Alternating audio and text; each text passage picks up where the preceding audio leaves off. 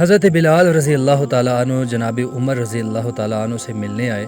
جب بلال دروازے سے داخل ہوئے تو فاروق اعظم رضی اللہ تعالیٰ عنہ کرسی چھوڑ دی، ہاتھ باندھ کے کونے میں کھڑے ہو گئے۔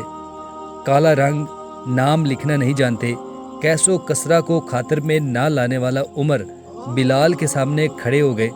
لوگ کہنے لگے، عمر کون آ رہا ہے جس کے لیے تیرا یہ استقبال ہے؟ حضرت بلال رضی اللہ تعالیٰ عنہ آئے، کہنے لگے، امیر المومنین کیا کر رہے ہیں آپ؟ عمر رضی اللہ تعالیٰ عنہ نے بازو پکڑا اور اپنی کرسی پر بٹھایا۔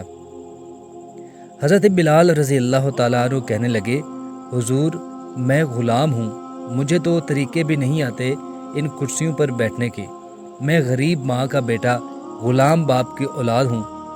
حضرت عمر رضی اللہ تعالیٰ عنہ کہنے لگے، بلال تو غلام تھا، لیکن جب سے تو مصطفیٰ صلی اللہ علیہ وآلہ وسلم کا غلام بنا ہے تو ہمارا امام بن گیا ہے، اب تو امام ہے رسول اللہ صلی اللہ علیہ وآلہ وسلم کی امت کا۔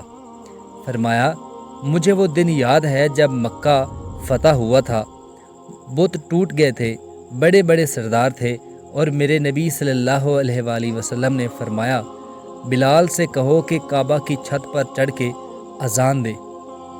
لوگوں نے کہا کہ حضور کسی اور کی ڈیوٹی لگا دیجئے۔